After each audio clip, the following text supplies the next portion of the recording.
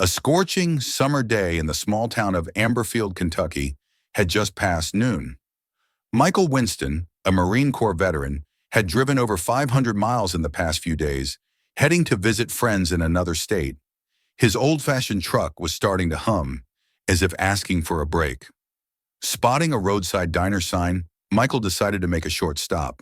The place was unremarkable. A rundown parking lot, a few tables, and an old hot dog van by the roadside. But it looked quiet enough to grab a coffee and give himself a little rest. Michael got out of the truck, adjusted his cap, and glanced around. The scorching air immediately hit his face, reminding him of countless days spent in the desert during his service. A light breeze brought little relief, and he instinctively reached for a bottle of water. Suddenly, something on the parking lot caught his attention. A little black girl, around 8 or 9, and an elderly white man standing by a soda machine. There was something unnatural about their posture.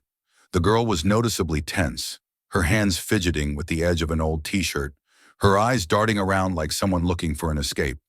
The man, tall, with a small belly and slicked back gray hair, seemed much calmer. He stood leaning against the machine, staring straight ahead as if oblivious to everything. Yet Michael couldn't shake the feeling that something was off. His instincts, honed over years of service, kicked in. His military training taught him to notice small details that could save lives, and right now, he felt a familiar tension in the air. After hesitating for a moment, Michael entered the diner. Inside, the atmosphere was quiet and peaceful. A couple of truckers sat at the counter, lazily discussing their route, and an elderly woman sipped coffee alone at a corner table. Aside from the soft sounds of the radio, the place was pretty quiet. Michael ordered coffee and sat at a window table where he could still watch the scene outside. The girl and the man were still standing by the soda machine. She was making odd hand gestures, barely noticeable to a casual observer. At one point, Michael caught a quick motion of her fingers, and his heart stopped. It was an international SOS signal. The girl raised her hand and made the gesture again, as if testing whether someone would notice. Michael gripped his coffee cup harder than he intended. The thought raced through his mind. Something is wrong. This girl is in danger. But what exactly was going on, he couldn't immediately tell. He knew that acting impulsively in situations like this could make things worse and put the girl in even more danger. Still, his duty as a citizen and a former soldier wouldn't allow him to just sit and do nothing. He took another sip of coffee, trying to stay calm. He continued to observe, pretending to enjoy his drink. The girl still looked tense. The man, who she presumably called her father, occasionally shot her strange, cautious glances. At one point, he leaned in and whispered something to her. The girl's face paled and she clenched her hands into fists. Michael's breath quickened. That's not her father, he thought. Everything inside him screamed that this man wasn't who he appeared to be.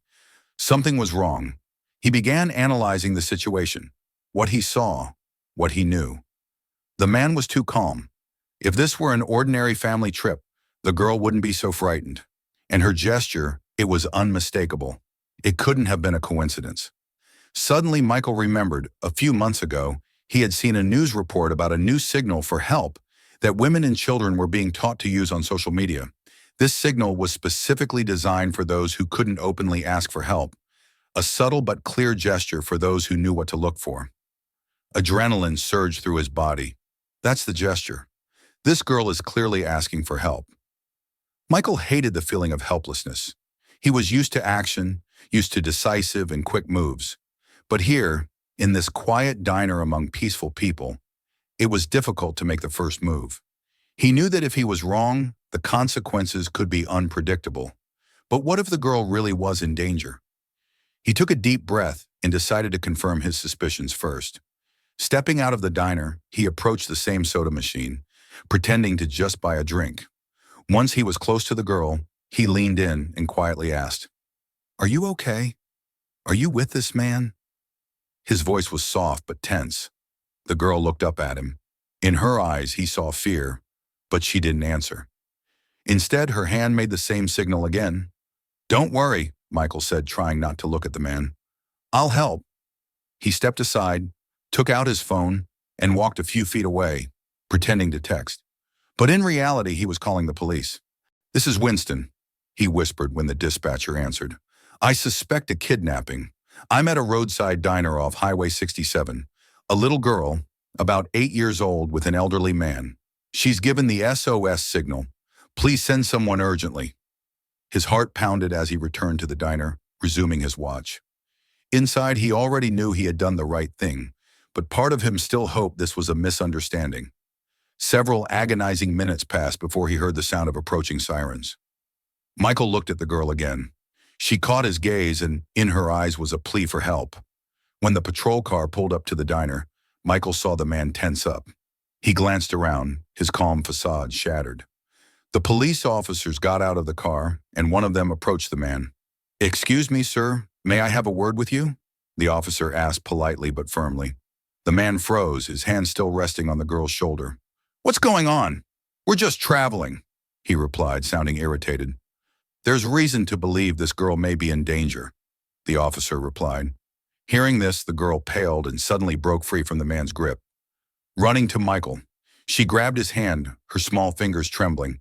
The man, shocked by the sudden turn of events, began muttering excuses, but it no longer mattered. The police arrested him on the spot. Later at the police station, it was revealed that the man, Greg, the girl's stepfather, had been trying to take her to another state after Zoe's. The girl's mother lost a custody battle. He planned to flee with Zoe so her mother could regain control over her.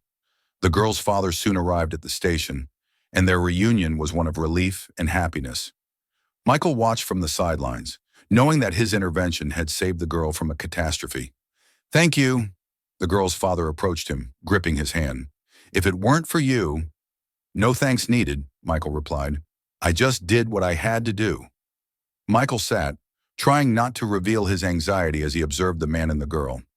The elderly man leaned toward her, said something, and the girl seemed to hold her breath for a moment before raising her hand again, making the gesture that once more stunned Michael.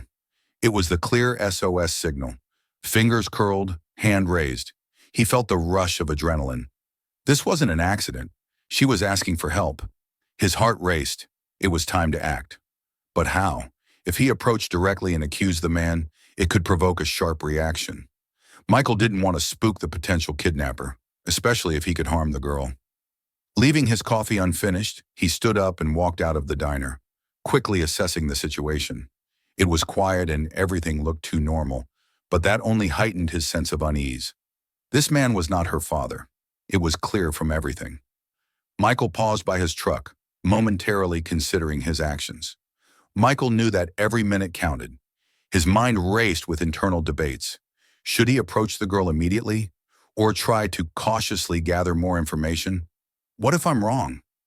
These thoughts swirled, but his instincts as a veteran, who had faced more than one hot spot, told him it was better to act now than regret later. He decided to be careful. Returning to the diner, Michael looked at the man and the girl. They were now standing at the edge of the parking lot, as if about to leave.